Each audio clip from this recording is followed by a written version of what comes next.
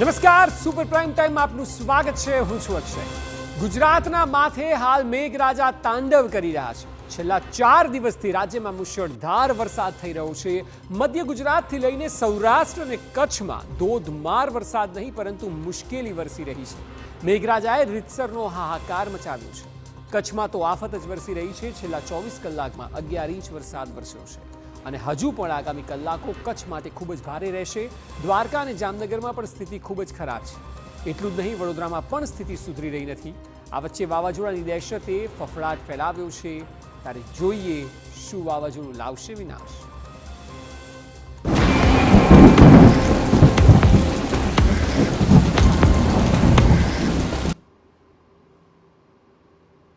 તો ગુજરાતમાં વાવાઝોડાની આફતના એંધાણ છે। વાવાઝોડા પર આગાહીકાર પરેશ ગોસ્વામીએ મોટી આગાહી કરી।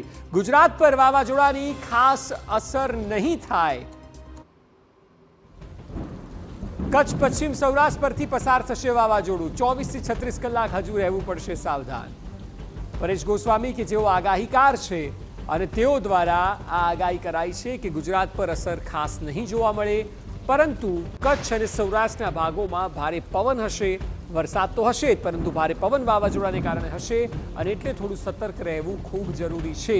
અને એટલા માટે જ આ સવાલ છે કે શું વાવાઝોડું આફત લાવશે, વિનાશ વેરશે?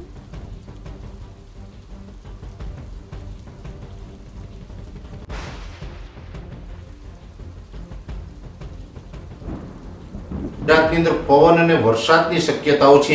એની અંદર જોવાનું એ છે કે હજુ પણ 24 કલાક સુધી પશ્ચિમ સૌરાષ્ટ્રના જામનગર, દ્વારકા અને પોરબંદર અને કચ્છના પશ્ચિમ ભાગોની અંદર 24 થી 36 કલાક સુધી હળવા મધ્યમ વરસાદો જોવા મળશે। વરસાદની તીવ્રતામાં એકંદર ઘટાડો થશે, પણ વરસાદો છે હજુ પણ આવનારા 24 થી 36 કલાક સુધી નોંધાશે અને પવનની સ્પીડ પણ થોડીક જોવા મળશે। પણ આ સિસ્ટમ છે એ કચ્છના જખૌ બંદરથી દરિયામાં ઉતરીને આગળ વધશે, એટલે આગળ વધતા આવતીકાલે બપોર સુધીમાં આ ડીપ ડિપ્રેશન છે એ કદાચ વાવાઝોડાના રૂપમાં ફેરવાઈ શકે છે। એક પ્રકારે સાયક્લોન સ્ટ્રોમ બની શકે છે। જો એ આવતીકાલે સાયક્લોન સ્ટ્રોમ બને, જો કે બનવાની શક્યતાઓ વધારે છે, એ સાયક્લોન સ્ટ્રોમ બનશે તો પાકિસ્તાન તરફથી એને અસના નામ આપવામાં આવશે અને આ અસના સાયક્લોન છે એ સૌથી ઓછી આયુષ્યવાળું હશે કે એ સાયક્લોન બનશે તો પણ માત્ર 6 થી લઈને 8-10 કલાકની અંદર ફરીથી પાછું વિખાઈ જશે। એટલે થોડાક ટાઈમ માટે એ સાયક્લોન બની શકે છે અને બનીને વિખાઈ જશે। જો કે એ સાયક્લોન બને, એ વાવાઝોડું કદાચ કાલે બને